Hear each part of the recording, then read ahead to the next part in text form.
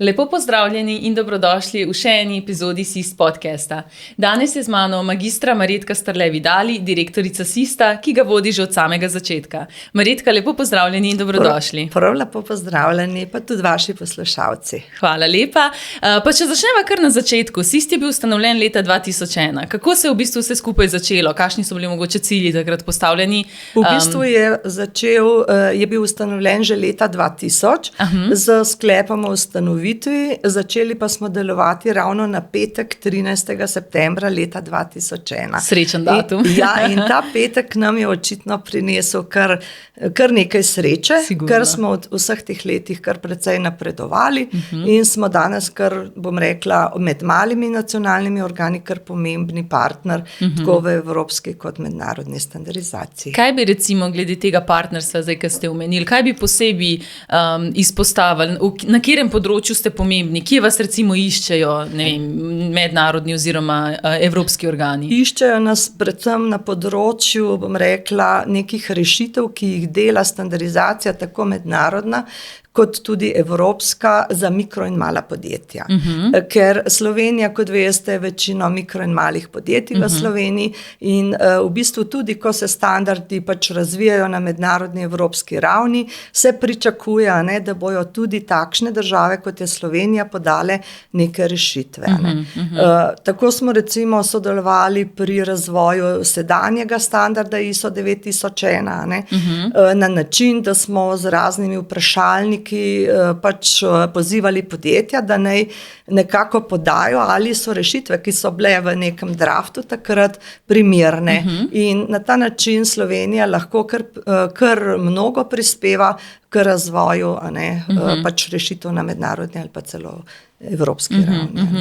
Pa mogoče, če se res vrneva na začetek, SIST je bil prej urad za standardizacijo in meroslovje, je bilo skupaj, To je zelo težko. V bistvu je tako, delovanje standardizacije v resnici ni pomembno, kakšna je pravna oblika, vendar lahko rečem, da so moji predhodniki in pa seveda tudi tedanje vodstvo urada za standardizacijo in meroslovje zelo, zelo uspešno in primerno na nek način načrtovalo ta razvoj standardizacije v bodočnosti. Tako da urad za standardizacijo in meroslovje je bil ustanovljen leta 1991. Je imel več oddelkov, oddelek za standardizacijo, meroslovje, akreditacijo, poseben oddelek za homologacijo oziroma ugotavljanje vozil, ugotavljanje skladnosti, informacijski center in pravno službo. In v bistvu pokrivuje celo infrastrukturo, tako imenovano kakovosti, in dejansko se že leta 1995 na nek način začel pripravljati. Slovenija se je očitno že takrat odločila, da bo del Evropske unije, se je začel pripravljati in tudi preoblikovati naše slovenske institucije, da bodo na način, da bojo implementirali, na nek način uporabili evropski pravni red, da bomo primerljivo organizirani, kot so drugi nacionalni organi v Evropi, in tedanje vodstvo dejansko res zelo, zelo dalekovidno so naročili več študij. Profesor dr. Pirnat je te študije takrat delal, pa profesor Trpin. In v bistvu se je na podlagi teh študij za pravne osebe javnega prava, za pravne osebe privatnega prava in podobno, se je odločilo, da bo slovenska standardizacija pravna oseba javnega prava. Zato, ker je Slovenija majhna, seveda je ta status povezan tudi s financiranjem in pa seveda tudi z pač statusom uslužbencev oziroma zaposlenih v inštituciji. In na tej osnovi je bil potem leta 1995 izdan ta naš prvi zakon o standardizaciji, ki je dejansko tudi zelo, zelo uspešno prehodno obdobje določil za vso slovensko zakonodajo, ki ni temeljila na evropskih standardih. Torej, kot veste, smo imeli standarde JUS, smo jih privzeli kot standard EUS, je pa takrat odločitev bila, da standardi EUS nikoli niso postali slovenski standardi. To je bistveno, ker v mnogih državah bivše Jugoslavije so standardi EUS prevzeli v nacionalno zakonodajo. V Sloveniji je pa odločitev bila takšna, da smo standarde EUS na nek način porazdelili med različne zakonodajalce, ministrstva, v skladu z dogovorom je bil kar velik projekt in oni so na podlagi vsebin teh EUS-ov pripravili slovensko tehnično zakonodajo. Tam, kjer so bili pa EUS-i, so bili sklici v zakonodaji, je bil pa določen terminski plan za zamenjavo teh EUS-ov z prevzetimi evropskimi mednarodnimi standardi oziroma pripravljenimi izvirnimi slovenskimi standardi. In ta projekt se je v Sloveniji dejansko zelo, zelo dobro vodil in tudi zelo uspešno zaključil. Na ta način smo tudi bolj uspešno, ko smo prosili za polnopravno članstvo CENELEC, to je bilo že v letu 2002, smo imeli praktično vso zakonodajo na harmoniziranem področju implementirano, pripravljen terminski plan za neharmonizirano področje in to se je v naslednjih nekaj letih uspešno pač EUS standardi kot tehnične rešitve, ki so bile drugačne kot evropski standardi, so se zamenjale z prevzetimi evropskimi standardi. In potem, ko je SIS zaštartal z delom? Potem je SIS že prej, že v Uradu za standardizacijo in meroslovje smo prevzemali standarde. Ampak verjetno ne v taki količini kot trenutno. V bistvu v evropske in mednarodne, nekaj tisoč, mislim, da 3000 standardov evropskih smo imeli takrat, ko smo nastali. Danes je vseh standardov 35,500 in tako. In pa seveda razlika od dela standardizacije v Uradu za standardizacijo in pa danes je, da takrat smo prevzemali že pripravljene mednarodne evropske standarde, torej nismo bili del družine za pripravo. Danes je pa sistem, da pravzaprav mi sodelujemo istočasno v postopkih razvoja evropskih standardov, moramo v nekem terminu, ki se mu reče dob, v 6 mesecih prevzeti vse evropske standarde in v bistvu mednarodne standarde pa prevzemamo na osnovi interesa in seveda v bistvu na področju elektrotehnike lahko rečem, da tudi prevzeti evropski standardi so mednarodni. Evropa samo dodaja evropsko nacionalno platnico CENELEC konkretno. In potem mi, ko ga na nacionalni tako, ravni pa še mi dodamo platnico in na ta način je standard z področja elektrotehnike, ki je pravzaprav razvit v okviru Mednarodne elektrotehniške komisije, potem na evropski standard postane evropski standard, kar pomeni, da je to področje, razvoj tega področja poteka na mednarodni ravni. Kako bi pa našim poslušalcem in gledalcem čisto preprosto razložila, zakaj je pomembno, da SIS obstaja? Torej, nekako sama standardizacija je, kako se mogoče slabo sliši, je dejansko eno področje urejenih pravil, neke urejenosti in v bistvu sam razvoj standarda je že historično v vseh letih, razvoj standarda postopki se ne bojo nikoli menjali. To verjamem jaz v to in tudi mednarodne elektrotehniška komisija je rekla, da bo vse zamenjala, edino teh starih postopkov standardizacije ne. Mogoče se bojo odločili za krajše postopke, ampak sam postopek standardizacije pa nekako zahteva neko urejenost, da je ta sistem urejen in pregleden, da imajo vsi zainteresirani pač možnost dostopa, da se dela s konsenzom. Vse to so mednarodna pravila, mednarodni kodeks, ki se mu reče vodilo 59. To vodilo 59 je Slovenija prevzela kot aneks najprej smo leta 96 podpisali sporazum s Svetovno trgovinsko organizacijo, potem je pač sporazum z WTO-TBT in aneks k temu sporazumu je bila uporaba in pa seveda implementacija mednarodnih standardov. In to vodilo določa vse postulate, kako naj standardizacija dela, tako na evropski, mednarodni, nacionalni ravni, in zato je pomembno, da je v nekem urejenem sistemu. V večini je potreben neodvisen sistem, tako evropska standardizacija zdaj zahteva tudi neodvisne institucije, tako na sistemu vodenja, torej pri organih, kot tudi v tehničnih delovnih telesih. Zato, ker je sistem tak, da ne sme biti prevlade posameznih interesov nad nekim interesom, ki je strokovno odločitvijo. In zato priprava standardov standardi niso tehnični predpisi.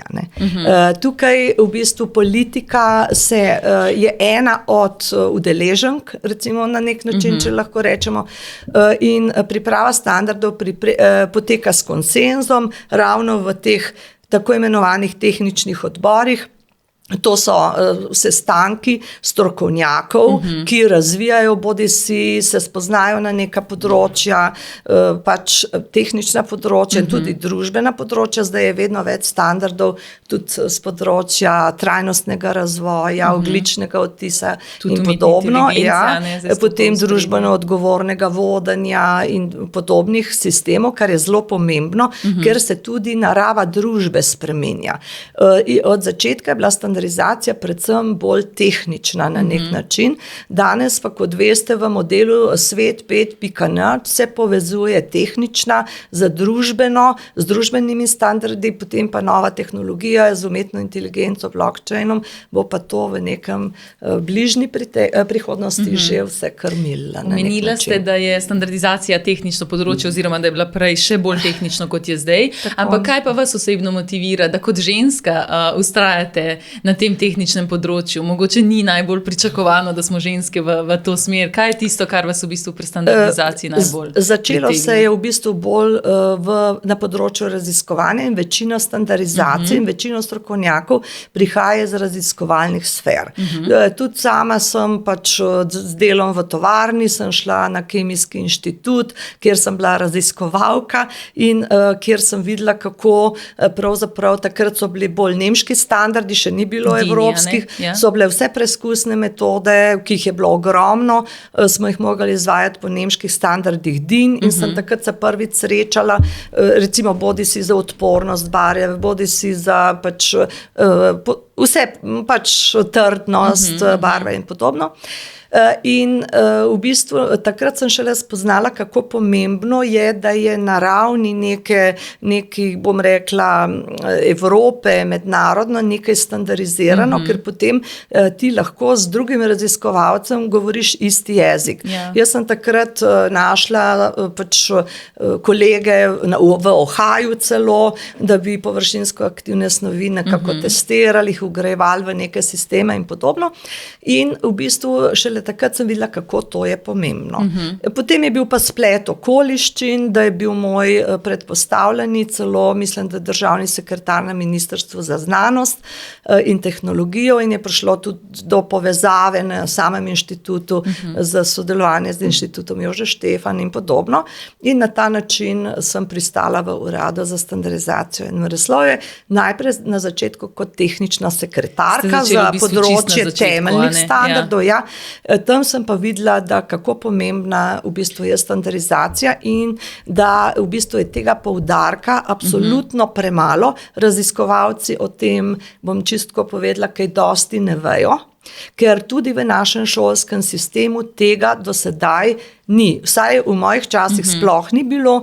Zdaj nekateri profesori imajo, kot je recimo na fakulteti za elektrotehniko, skupina profesor dr. Drnovška, vsaj kot jaz vem, je bila ena prvih, ki je to v podiplomski študij uvedla. In v bistvu tudi moj predpostavljeni, gospod Pogačnik, njemu lahko rečem, da sem zelo hvaležna, ker me je podpiral sem. In takrat je bila univerza v Hamburgu, ki je prva naredila oddelek za standardizacijo in je on rekel, tole bi mogli, pa tudi to boš pa ti delala in v tem, takrat sem v bistvu dobila veselje, da moram to standardizacijo mogoče nekoliko povzdigniti Ste začutila, da pripadate v ta del, Ja, in da moram tudi pomen standardizaciji, da moramo absolutno dvigniti, ker vedno, včasih me je kdo vprašal, ali je prej standard, ali je prej pač preskus v laboratoriju, ali pa tako. Tako da vse dejavnosti delajo po standardih. In tudi produkte, ki jih postavljajo na trg, morajo biti narejene po standardih, seveda tudi po tehničnih predpisih, če te obstajajo. Rekli ste, da je v bistvu pomembno, da se povezujete, da je zato standardizacija pomembna, da se povezujete z isto mislečimi, konec koncev, da tudi veljajo enotna, rečva temu, pravila oziroma enotni standardi za celo Evropo, ampak po drugi strani imamo pa še potrošnike. Tudi za potrošnike je zelo pomembno, da so standardi vpleteni, ker zagotavljajo v bistvu kakovost in varnost tako izdelkov kot tudi storitev. Tako da tudi z tega vidika, ne samo recimo ta tehnični, povezovalni vidik, ampak tudi v bistvu, kjer je tudi fokus na potrošniku in na uporabniku.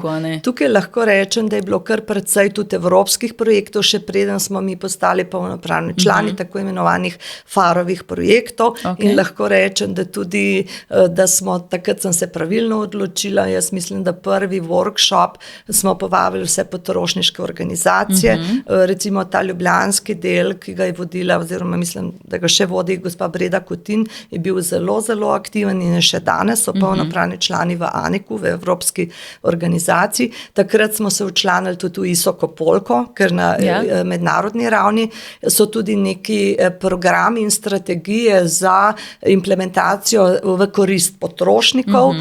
Skratka, mislim, da smo ena redkih, mislim, da od začetka smo ustanovili odbor za potrošnike v SIS-u.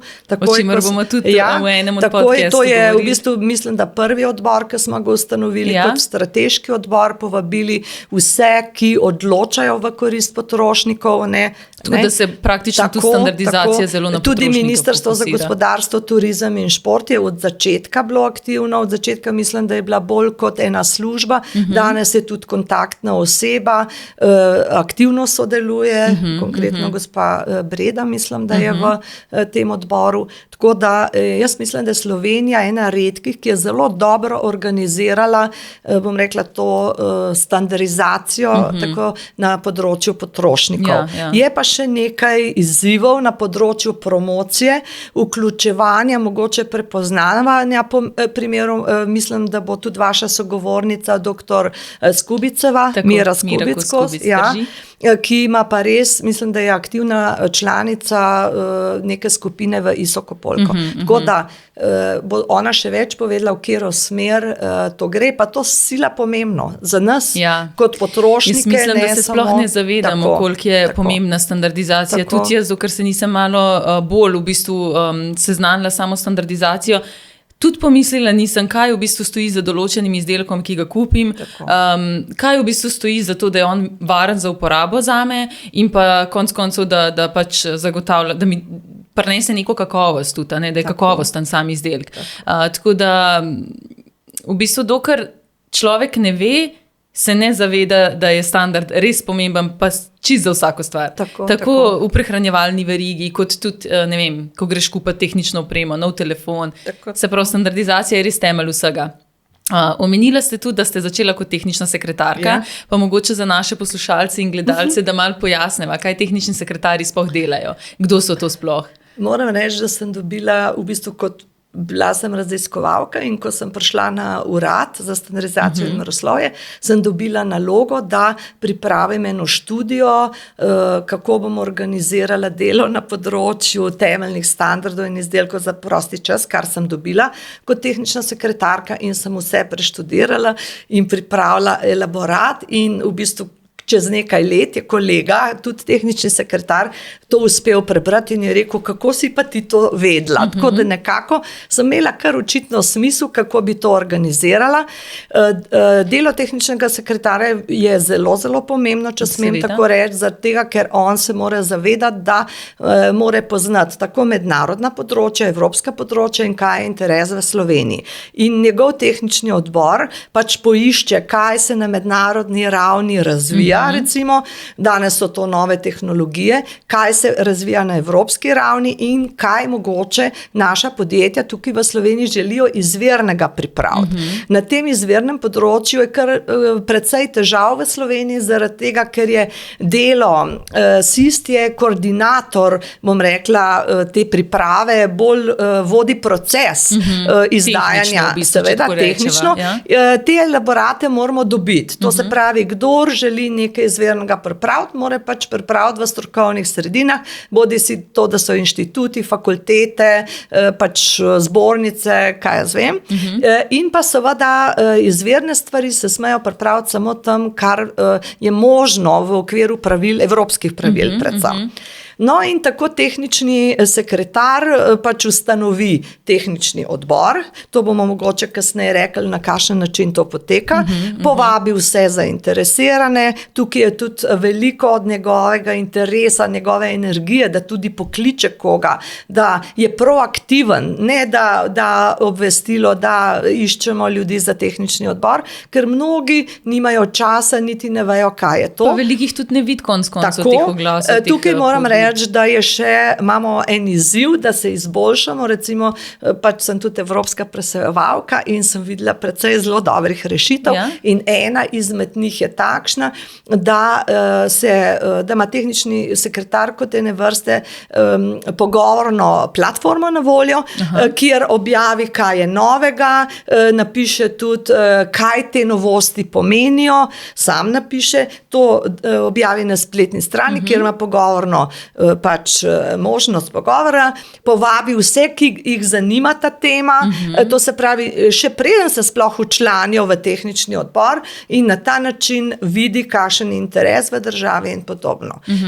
Možnost je pa tudi, da kliče posamezne strokovne skupine na razne fakultete, poišče podjetja, ker tehnični odbori smejo in je dejansko to logično biti ustanovljeni na področjih, kjer ima Slovenija interes. Kar pa pomeni, da ima podjetja, da ima zainteresirane, da ima razvojni potencial in podobno. Zdaj, če ste glih omenila tehnični odbor, se pravi, tehnični sekretar vodi tehnični odbor. Tako. Znotraj tehničnega odbora mora sedeti najmanj 5 ljudi, smo rekli, a ne? Tako je, najmanj 5 ljudi, zato ker v tehničnem odboru so sogovorniki podjetja. Oni svoje predstavnike dajo v tehnični odbor. Torej podjetja, kot sem prej omenila, ki so zainteresirana za pripravo bodisi mednarodnih, evropskih ali pa nacionalnih slovenskih standardov. In ta podjetja svoje predstavnike, bodisi da so to razvojni inženirji, bodisi tehnični kader, pošlje in v bistvu oni oblikujejo neke sklepe, neke rešitve, potrdijo bodisi mednarodne standarde, se odločijo za določeno terminologijo. Torej pri nas tehnični odbor je glavna, bom rekla, inštanca, ki potrdi slovenski izid slovenskega standarda. Torej, zato je zelo pomembno, da je enakomerna zastopanost, to je itak zahteva.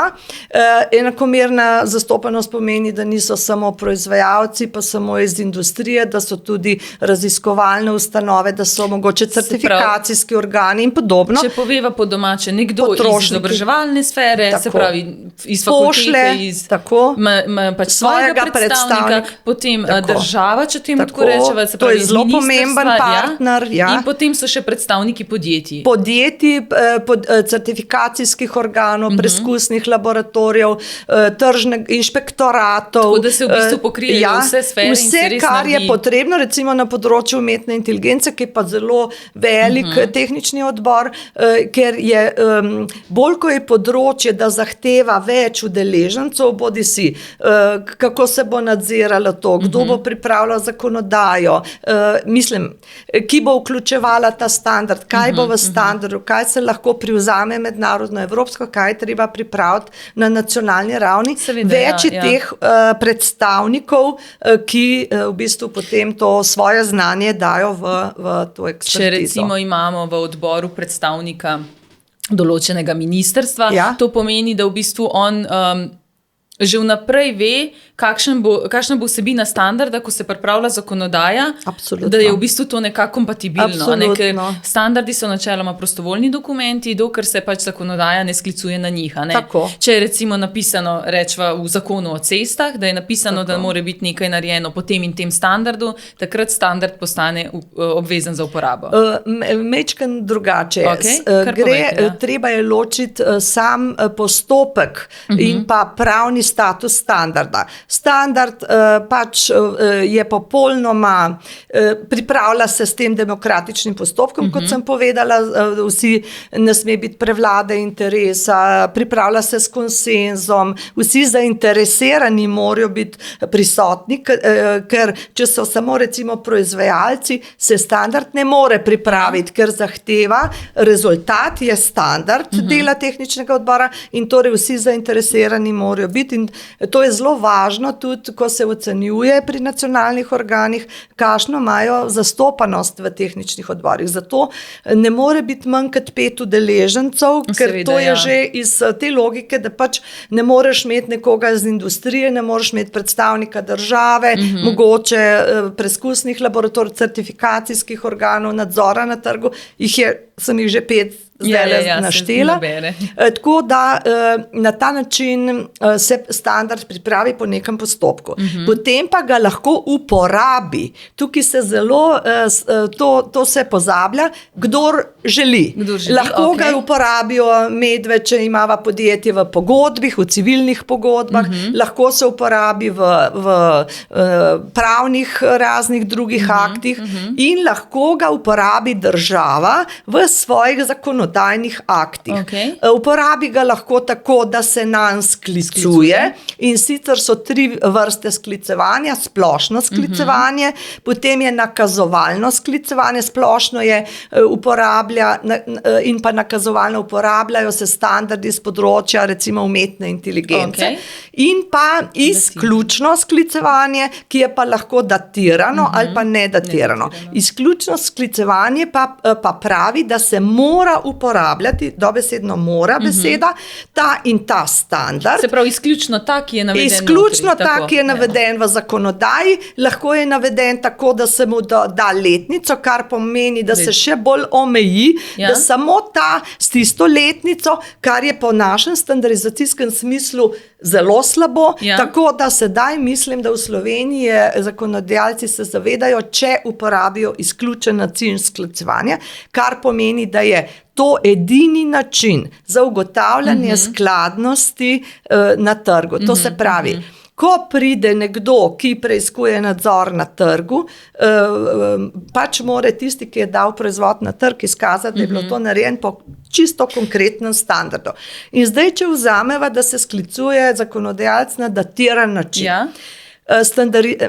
Zakonodajalec je uporabnik standarda, kot sem prej povedala. Oprostite, samo to pomeni, recimo, da je napisana številka standarda in na koncu letnica, kdaj je bil standard prevzet. Rečva, da je to 2020. Tako, in to pomeni, da je danes smo leta 2025, lepo ste to začela in Slovenski inštitut za standardizacijo kot nacionalni organ za standarde. Prej sem povedala, da v 6 mesecih moramo prevzeti vse evropske standarde, ki se na novo pripravljajo.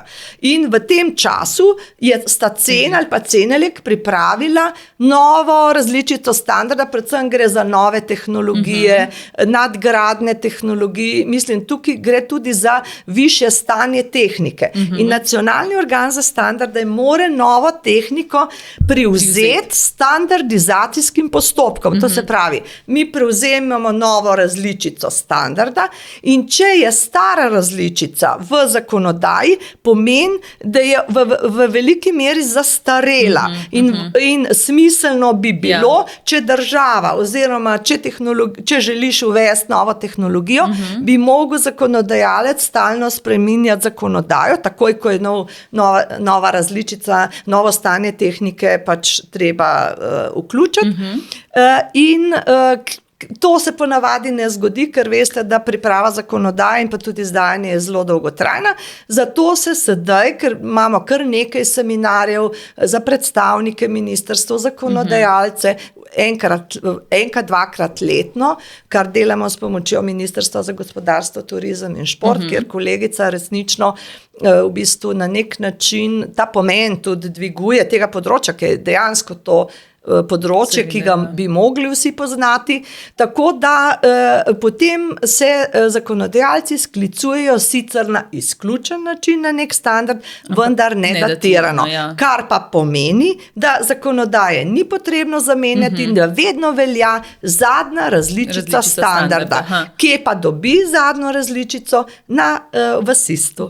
Tako, in to danes že vsi vejo, da zadnje različice standardov so v SIS-u. Je pa na področju harmoniziranih standardov konkretno kar nekaj težav, zato kot veste, da Evropa harmonizirane standarde še vedno, bom rekla, so uradno objavljeni kot harmonizirani standardi, čeprav so razveljavljeni v standardizacijskem smislu in veljajo že novi standardi, ki niso harmonizirani in to predstavlja kar nekaj težav. Nacionalni organ za standarde ima še eno nalogo, da mora vzdrževati vse razveljavljene standarde, ki so v zakonodaji. Zato, predvsem zaradi nadzora na trgu, zato mi pač pospešujemo, promoviramo uporabo standardov, ki so veljavni, seveda, vendar pač v zakonodaji dostikrat veljajo tudi razveljavljeni standardi, kar seveda iz stališča standardizacije ni dobro, ker pomeni zastarelo stanje tehnike. Kako pa spremljate pravzaprav to vse? Kako spremljate, kdaj se zakon sklicuje na standard, če je ta zadeva zastarela, če ni? Tukaj se moram pa kar pohvaliti, čeprav ena redkih, mislim, da smo edina evropska država, kjer smo se dokaj zgodili, tudi s pomočjo Ministrstva za gospodarstvo, turizem in šport, kjer so bili naši bivši kolegi, so na direktoratu za notranji trg, smo se na nek način odločili, da bomo poleg standardizacije prevzeli tudi notifikacijo tehničnih predpisov. Notifikacija tehničnih predpisov pomeni, da mora zakonodajalec, če v predpisu v draftu, to se pravi, ga ne sme izdati, dokler ni končan postopek neke vrste javne obravnave. Na evropski ravni je to 90 dni, na mednarodni je 60 dni in naša kontaktna točka, ta proces vodi in hkrati vodi tudi proces vključevanja standardov v zakonodajo. Pred 2 leti smo še posebej napredovali, ker smo si informacijski sistem izdelali, vso slovensko zakonodajo in povezave s standardi pripravili in smo, mislim, edini nacionalni organ, ki vemo, kateri standard je vključen v katero zakonodajo in to imamo danes še pač v informacijskem sistemu. Seveda se pa zadevo je treba stalno vzdrževati in pač na ta način še mogoče bolj posodabljati, da ni toliko ročnega dela. Zdaj, rekli ste, da vse standarde date v javno obravnavo. Javna obravnava je najpomembnejši, kot sem rekla, da postopek razvoja standarda, mogoče, če lahko povem, se začne pri novem projektu, oziroma še pri predstandardizacijskih raziskavah. Recimo vzamva konkretno na nekem inštitutu, razvijajo neko metodo, kot ste omenila, in ta metoda bi jo radi predlagali v bodisi evropski, mednarodni standard ali pa izvirni slovenski. To opis in pa cel elaborat predložijo v postopek kot nov projekt z nekim vprašalnikom, tudi med države članice, če se strinjajo s to rešitvijo, in potem države članice pa glasujejo. Na nacionalni ravni je konsens, glasovanje je samo v primeru, če konsens ni možno doseči, takrat je za pripravo standarda mora biti 75% večina prisotnih. Za tehnično specifikacijo, ker bi rada omenila, da je dan današnji mogoče še celo bolj pomembna, ker ni potrebno vse enakomerne zastopanosti, so lahko samo nekateri, bom rekla, skupine zainteresiranih, tam je pa 50% večina prisotnih. To se pravi, lažja oblika, do tehnične specifikacije prideš nekoliko lažje kot do standarda. Torej, potem, ko je ta nov projekt, new project pravijo, potrjen, gre standard v naslednjo fazo, to se pravi stopno committee drafta, torej nekega osnutka, ki pride na tehnični odbor na mednarodni, evropski ali pa slovenski ravni. Ko je na tehničnem odboru, oni to pregledajo, se odločijo, pripravijo nacionalno stališče, in pa standard na stopni 40-20, to je te stopne so za evropske standarde, gre v javno obravnavo. In takrat je dostopen vsem, širši javnosti. Javna obravnava je najpomembnejši del postopka razvoja kjerkoli standarda in v bistvu premalo to poudarjamo in celo v bistvu veliko ljudi sploh ne ve, kaj to pravzaprav pomeni. Ja. Javna obravnava je predvsem za tiste, ki sodelujejo v tehničnih odborih.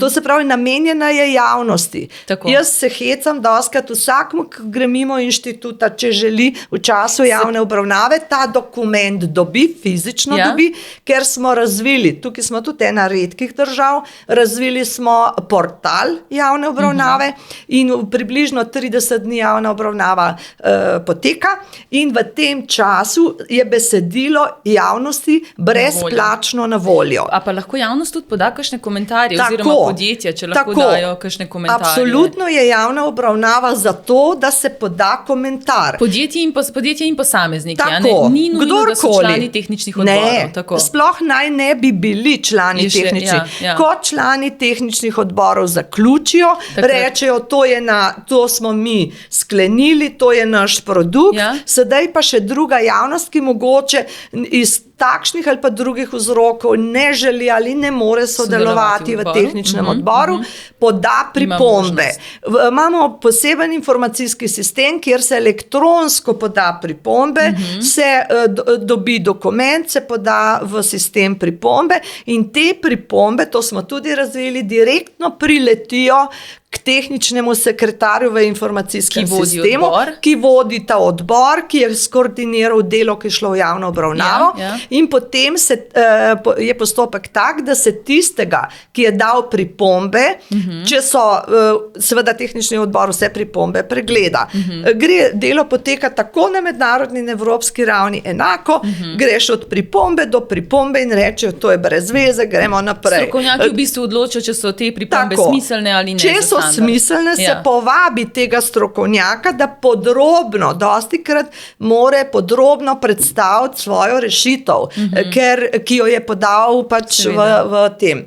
Edina težava je, ampak mislim, da so itak vsi angleško govoreči, te pripombe se pač pripravi v obrazcu, ki ga mi potem, ker smo danes nismo slovenska standardizacija v Sloveniji, ampak smo slovenska standardizacija del evropske organizacije in mednarodne in moramo te pripombe poslati v angleškem jeziku. Ker pa v bistvu je, če je nekdo dal, mora to pripraviti on v angleškem jeziku in pride v naš sistem. Če pa recimo podjetje želi ne samo na nacionalni ravni sodelovati oziroma dati pripombe, če bi želelo, ne vem, na evropski ravni, gre to preko nacionalnega odbora ali gre to vedno preko nacionalnega? Vedno. Sodelovanje v evropski ali pa mednarodni standardizaciji poteka na ta način, če začnem najprej evropsko. Tehnični odbor, recimo imate zainteresiranega predstavnika enega ali več podjetij, če je en zainteresiran predstavnik, tehnični odbor sprejme sklep, da bo to podjetje pač predstavljalo, tukaj je treba razumeti, tehnični odbor v tej delovni skupini, da bo sodelovalo pri razvoju in tak predstavnik v bistvu pokriva svoj interes in pokriva tudi slovenski interes.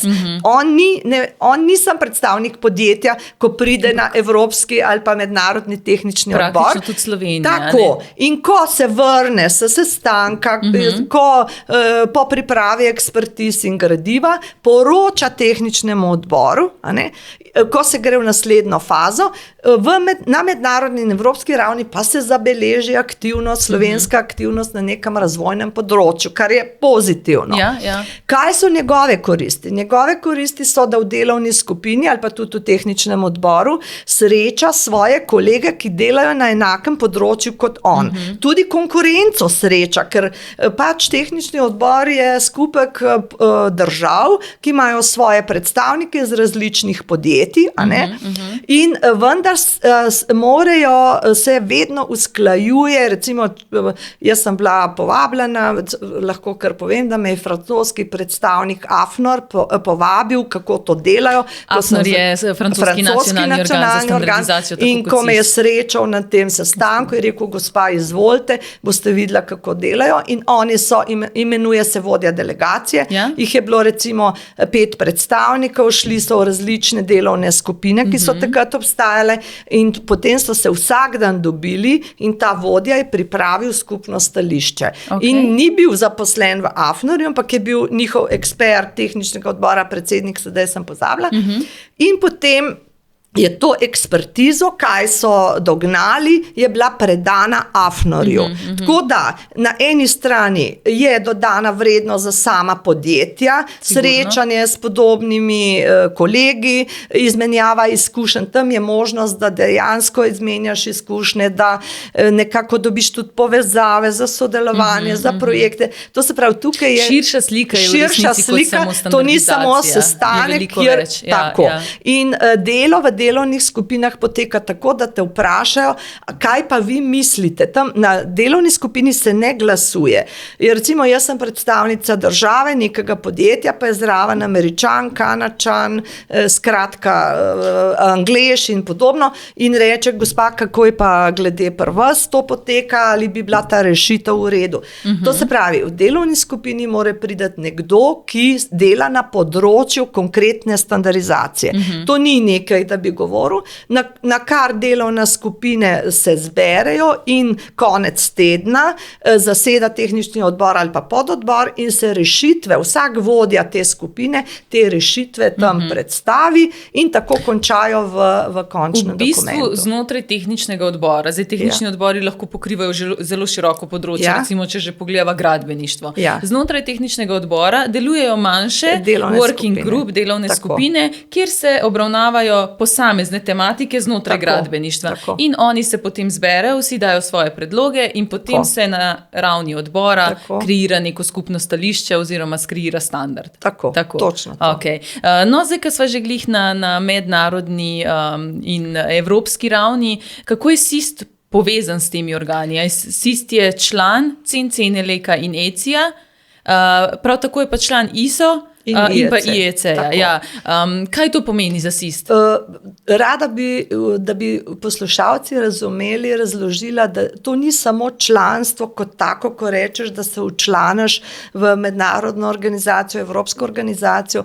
To članstvo državi prinaša dodano vrednost. To se pravi, brez polnopravnega članstva, ker najprej smo imeli v evropski standardizaciji status pridruženca od leta 1992 do leta 2004. Januarja 2004 smo postali polnopravno člani obeh evropskih organizacij za standardizacijo. Ker smo takrat tudi postali člani EU. Že v Uradu za standardizacijo in meroslovje je standardizacija, oziroma takrat je Standards and Metrology Institute je postal polnopravni član v mednarodni organizaciji za standardizacijo ISO in to leta 1992, enako v mednarodni elektrotehniški komisiji IEC, tudi leta 1992, leta 1993 pa je v Evropskem inštitutu za telekomunikacije. S tem smo dobili možnost privzema mednarodnih in pa seveda standardov z področja evropskih, z področja telekomunikacij in pa seveda tudi možnost, to je pa bistveno, sodelovanja naših podjetij v delovnih skupinah teh organizacij. Tukaj bi rada še poudarila, da mednarodne organizacije imajo kar striktna pravila delovanja, kot sem rekla, da standardizacija je skupek pravil, da če se država odloči, da bo aktivno sodelovala pri razvoju na nekem področju in ima strokovnjake iz nekega podjetja, gre on v delovno skupino bodisi mednarodne organizacije za standardizacijo ISO ali IEC In obveza nacionalnega organa je, da tehnični odbor, nacionalni tehnični odbor prevzame status P člana. To pomeni, da je aktivno sodelujoč. Aktivno pomeni, da na vsaki fazi razvoja mednarodnega standarda mora konkreten tehnični sekretar odbora glasovati, seveda skupaj s tehničnim odborom, torej na New Work Item, na Committee Draft, na ISO-DIS, FDIS in na končen standard. To je obveza aktivnih, če rečeš, da boš aktiven na mednarodni ravni, in podobna obveza je tudi za evropsko standardizacijo, čeprav nimajo tako striktno zapisanih pravil. Torej, aktivnost na področju standardizacije ali pa nek razvojni potencial države se vidi, koliko ima podjetij, predstavnikov v delovnih skupinah mednarodnih in evropskih organizacij. Zdaj, jaz mislim, da bi obe lahko veliko še govorili o tem, ampak dajmo se malo še osredotočiti na mlade. SIST je v zadnjih letih močno začel nagovarjati mlade predvsem skozi jesensko šolo standardizacije, ki jo organizira letos že 3. leto. Letošnja bo 12. in 13. novembra, predhodno sta bili že 2. Zakaj ste se v bistvu odločili nagovarjati mlade? Zakaj se vam zdi pomembno, da se mladi vključujejo oziroma najprej sploh seznanjajo standardizacijo in potem kasneje tudi jo bolj razumejo in se tudi nekoč vključujejo v standardizacijo? Zelo zanimivo vprašanje, če smem reči, izvira delno iz zgodovine.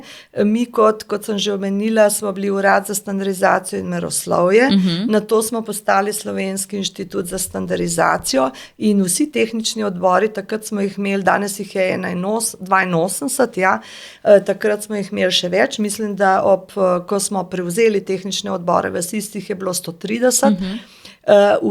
Ves sistem je bil zgrajen v bistvu bolj odločitev je bila, da bomo polnopravni člani, da moramo vzpostaviti sistem, tako kot sedanje pridruženke, ki želijo polnopravne članstvo, in ni bilo toliko poudarka na tem, da bi šli od spodaj navzgor. To se pravi, da bi dejansko ustanovili tehnične odbore samo na tistih področjih, kjer je interes, kjer imamo industrijo, kjer je, bom rekla, usmeritev države in podobno. Ampak smo mogli spolniti vse, torej prevzeti smo mogli 80% standardov, dokazila ob času, ko smo to vlogo dali. Zato v bistvu smo tudi strokovnjake, ki smo jih dobivali, mislim, smo dejansko srečni, da smo dobili množico strokovnjakov, danes jih je 600 v naših tehničnih odborih. Kar lepa številka, In v vseh teh letih pač so sledili tem postopkom standardizacije, nam pomagali uveljaviti tudi naš Slovenski nacionalni organ za standarde, vendar se je izkazalo nekako, da ni dovolj mladih v tehničnih odborih.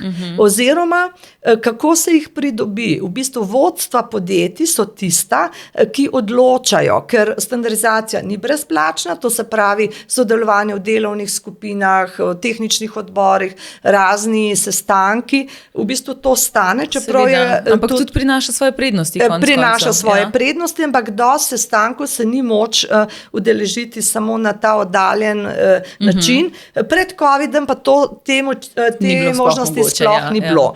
No, in v bistvu smo na nek način videli, da je nujno potrebno, da promoviramo standardizacijo med mladimi, bodočimi, bom rekla, razvojniki, direktorji, podjetniki in podobno, da se zavedajo, kako pomembna je standardizacija tudi za njihov razvoj, predvsem za njihovo konkurenčnost. Tega se niti sami nismo zavedali, ampak ko smo dobili nalogo, da moramo pripraviti strategijo do leta 2030 za slovensko standardizacijo, sem se jaz kot pač bivša raziskovalka tega lotila nekoliko bolj na znanstveni način. In smo najprej naredili analizo uporabe standardov v Sloveniji. To analizo ste zdaj pred kratkim tudi na ISU predstavili. In to je bilo, ta analiza je pokazala, da prvič slovenske standardizacije malo kdo pozna, da v bistvu moramo še kar veliko stvari narediti za našo prepoznavnost. Kaj pa tisti, ki jo poznajo, standardizacijo? Kakšen je v bistvu feedback od njih? Feedback je bil zelo velik, ko so videli, naredili to analizo, so bili skratka skoraj vsi, ki sodelujejo v teh procesih, pripravljeni tudi pomagati. Kot veste, na jesenski šoli sodeluje kar nekaj podjetij, recimo gospod iz oziroma Eti Izlake moram posebej pohvaliti, ker za podporo standardizaciji so bistvena vodstva.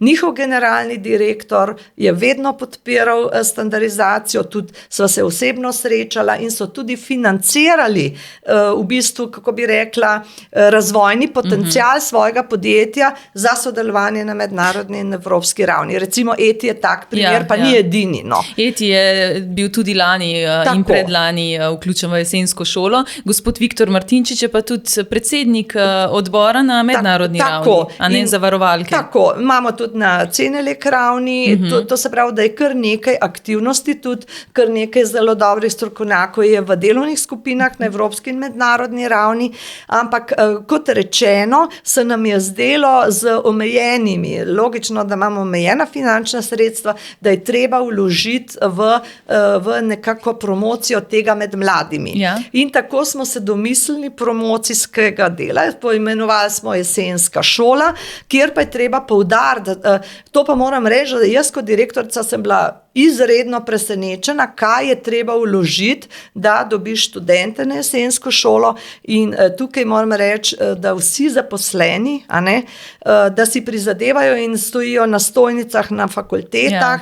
Za letošnjo šolo bi rada povabila, mogoče, če me kdo sliši, tudi študente mariborske srednje, to se pravi fakulteta za strojništvo, Ferija v Mariboru. Vsekakor je razširjeno za vse, poteka sicer na fakulteti za elektrotehniko, dobrodošli pa so prav vsi. Tako da, In moram reči, da je izjemen uspeh, da smo dobili ne samo študente fakultete za elektrotehniko, smo dobili gradbene fakultete in ekonomske fakultete in pa idejo, ki pač smo jo skupaj razvili, know-how naš, je, da bomo imenovali mlade ambasadorje, kar se je pa izkazalo kot odlična ideja, ker mladi so prinesli tudi nekoliko drug pogled, kaj bi mogla standardizacija narediti, da bi bila bolj prepoznavna in podobno. No. Vi tudi zelo podpirate te projekte, ki v bistvu naslavljajo mlade, tudi za mlade ambasadore standardizacije, pošljete jih tudi v podjetja, v Eti, na obisk so že šli tudi,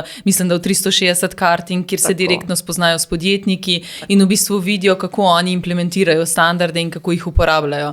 Tako da mislim, da so tudi mladi vam lahko hvaležni, da ste tako odprta za take zadeve in jih tudi podprete. Jaz mislim, da je treba, svet se bo popolnoma spremenil, moje osebno mnenje. Popolnoma se bojo spremenili pristopi do določenih stvari in kot veste, v znanosti je vedno tako, da največje raziskave so bile razvite bodisi na naključen način, bodisi. Se mi zdi, da v standardizaciji je zelo pomembna ideja, kako se bo pristopili do teh skupin in vidim, da tudi evropska standardizacija, ravno zadnjič sem en dokument prebrala, nekako bojo mogli promovirati, da bo standardizacija bolj dostopna za širše skupine, kljub temu, da procesi ostajajo enaki, ampak recimo možnosti so tudi v recimo priprava standardizacijskih dokumentov v raznih delavnicah, kjer lahko vsak pride, ki ima ta interes, potem, kot pravim, ta pogovorna platforma je nujna, da pač vsi, ki jih karkoli zanima z nekega področja, bi se mogli odzvati in povedati. In pa seveda mislim, da vsi razvojni potenciali v podjetjih in pa tudi tehnični kadri, da je to osnova za kakršnokoli delo in pa za neko bodočnost in konkurenčnost naših podjetij. Ne samo, da Evropska komisija podpira, da morajo Evropa bolj sodelovati pri razvoju mednarodnih tehnologij, se mi zdi, da tudi na nacionalnih ravneh bi kot družba napredovali, bi kot pač, če bomo bolj razvojno naravnani. Recimo, zelo zanimivo je bilo, ko sem presojala Nemški inštitut, kjer lahko rečem, da je pristop do standardizacije pač razvojni. Oni kreirajo standarde za elektrifikacijo Evrope. Mislim, skratka, dobro, mi neke nišne nismo taki, da bi imeli tudi finančno, nimamo teh možnosti, da bi razvijali neke zadeve na vseh področjih, ampak je precej nišnih področji, kjer smo lahko zelo pomembni in zelo dobri sogovorniki in mislim, da vse raziskovalne sfere naše bi se mogle bolj vključiti v standardizacijo. Kar se tiče zakonodajalcev, se mi pa zdi, da je situacija se absolutno izboljšala, se zavedajo, kako pomembno je sodelovati v standardizaciji, se mi pa zdi, in to tudi poudarjam med našimi tehničnimi sekretarji, da je pač treba najti način, če nimajo časa za sestanke, da se jih povpraša telefonsko, da so mogoče sodelujoči, niso mogoče člani tehničnih odborov, ampak se jih povpraša, če so te rešitve prave, ker imajo tudi premalo ljudi. Na ministrstvih je za, bom rekla, tehnična področja dejansko resnično premalo ljudi, no, če smem temu reči. Ker tehnologije grejo hitro, področje pa ogromno in imajo ponekod 2-3 ljudi in to je nemogoče. Ja, težko je v bistvu vse pokriti, pa še... Morajo razviti zakonodajo, morajo pripraviti zakonodajo, morajo vključiti standarde. Mislim, skratka, tega je ogromno. Preden greva na zaključno misel, samo še eno vprašanje glede malih in srednjih podjetij. Mogoče samo, zakaj je pomembno, v bistvu, da se tudi oni vključujejo v standardizacijo. Včasih si mislijo, pa saj smo samo eno malo podjetje, nobene spremembe ne moramo narediti, ampak temu dejansko ni tako. Ne? V odboru so vsi enakovredni. Tako da, kaj pa jim prinese to vključevanje? Jaz mislim, da pri mikro in malih podjetjih so bolj uporabniki standardov. Pač nimajo mogoče niti razvojnih potencialov, nekateri imajo, no. Visokotehnološki nedvomno imajo, kakšne bolj klasične pač ta področja ne, vendar oni se seznanijo, kjer dokument velja, srečajo zakonodajalce, kjer se seznanijo in se v bistvu v tehničnem odboru delo res poteka na privzemu nekega standarda, na usklajevanju terminologije in podobno, ampak enako kot na mednarodni in evropski ravni srečate zakonodajalce, srečate preskusne laboratorije, ga neuradno vprašate, jaz bom pa zdaj to dal na trg in podobno, razumete. To se pravi, gre za neke skupine, kjer lahko dobiš ogromno informacij in predvsem pri mikropodjetjih je kar dosti problematično, ker enostavno nimajo dovolj kadra, morajo skrbeti, da pač zaslužijo in na ta način, na nevsiljiv način dobijo lahko hitro informacije in se na lažji način pač obrnejo. No, ena taka zadeva, ki jo mogoče lahko zdaj še omeniva, tudi konferenca Rast je namenjena takšnemu povezovanju. Si zdaj že tudi letos bo organiziral že 3. leto zapored v bistvu 3. konferenco Rast, že 14. oktobra bo mednarodnem dnevu standardizacije in tam se praktično srečajo vsi ti ljudje, ki so že v svetu standardizacije in tisti potencialni, ki se želijo vključiti. In tukaj se lahko izmenjajo mišljenja in mnenja in se pač mogoče tisti, ki še niso v standardizaciji, se seznanijo od tistih, ki so že, kakšna prednost je in kaj v bistvu to lahko pomeni za njihovo podjetje. Jaz moram reči, da se SIST kar precej se trudno, glede tudi na to, da nimamo dovolj kadra in podobno, da ne samo, da mikro in mala podjetja želimo na nek način seznaniti s standardi, kot veste, naša kontaktna točka organizira skupaj standardizacijo in tudi prodajo, kjer predstavljamo mikro in malim podjetjem na seminarjih brez kotizacije. Brezplačni, brezplačni. In v bistvu na ta način pridajo, ker imam uvodni govor, vsakič vprašam, če sodeluje v standardizaciji in ponavadi nikjer noben ne sodeluje in zato je zelo, zelo pomembno, da te osnove slišijo in vedno več udeležencev je. To je treba recimo povedati. Potem pa, če je kaj finančnih sredstev, včasih smo pač v dobrih, boljših, bom rekla še finančnih časih, organizirali dan standardizacije za vse tiste, ki v standardizaciji delajo. Sedaj je ta dan standardizacije, smo ga poimenovali, ker SIST raste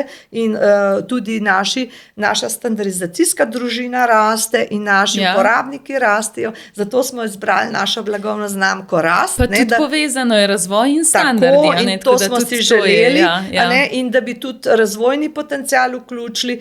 In smo se tudi povezali, da bi dobili mogoče majčkeno širšo srenjo z Akademijo financ, da nam pomaga to organizirati.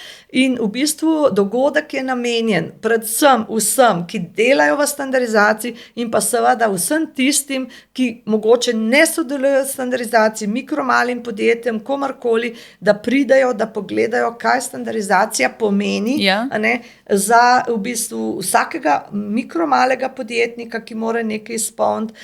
S tem je tudi druženje, podobno kot v tehničnem odboru, vse kategorije iz ministrstev, iz pač različnih področij pridejo ljudje na to rast in se lahko med sabo tudi seznanijo. Mreženje vsekakor zelo pomembno. In pa še nekaj bi poudarila, tako lepih govornikov in tako v bistvu vedno, bom rekla, v teku s časom. Glede na aktualne tematike tudi. Absolutno, kako se razvijajo nove tehnologije na raznih področjih, da sem bila jaz začudena, kaj vse v Sloveniji pravzaprav imamo in jaz mislim, da v bistvu na nek način usposabljanje, nadgradnja bi mogel vsak podjetnik pač poskrbeti tudi za to, da sliši nekaj novega, kaj drugi delajo in podobno. V bistvu je rast priložnost za podjetnike, jesenska šola pa priložnost za mlade, da se povežejo na jesenski šoli s podjetniki, konec koncev pa tudi mladi med sabo, rast pa podjetniki med sabo in je tudi priložnost za mreženje. Pa da bi več iz tega razvojnega potenciala, seveda, da jaz in verjetno tudi Slovenija si želi, da bi res ta razvojni potencial bil aktiven, da bi sodeloval pri teh visokih tehnologijah, lahko rečem, na mednarodni ravni in bi bil tudi en slovenski pečat na nek način tudi v standardizacijskih odborih mednarodnih tehnologij. Tudi vsi projekti od Horizona in podobno vključujejo razvoj skozi standardizacijo, seveda se to je logično in zaradi tega mislim, da je zelo, zelo pomembno, da se sodeluje. V Sloveniji se pač opaža, da še vedno imamo problemov, izredno veliko se dela na različnih nivojih, vendar nekega celovitega sodelovanja včasih ni najbolj posrečno. Gospa Marjetka, jaz mislim, da bi se midve še kar nekaj časa lahko pogovarjali o vseh aktualnih tematikah na področju standardizacije in pa tudi o vseh projektih, ki jih SIST izvaja, ampak bomo mogli počasi zaključiti in vas prosim za eno zaključno misel, mogoče namenjeno mladim in pa podjetnikom, ki so danes bili nekako tudi v fokusu najinega pogovora. Jaz bi tako najprej začela z mladimi. Jaz mislim, da na mladih svet stoji in da je na nas sedaj, da jim standardizacijo približamo na primeren način, da jo bojo vzljubili in da bojo potem dejansko aktivno v tej mednarodni in evropski standardizaciji sodelovali. Za podjetnike pa velja, dejansko varen svet, standardi, objed, kot je naš slogan, ampak mislim, da tudi naši podjetniki bojo veliko bolj napredovali, če se bojo v te razvojne faze priprave mednarodnih in evropskih standardov tudi vključili, ker s tem bojo prišli do nekih pomembnih informacij, ki jim bojo potem pri njihovih srednjeročnih ali pa dolgoročnih usmeritvah zelo koristile. Najlepša hvala, gospa Marjetka, lep dan. Hvala tudi vam in vašim poslušalcem.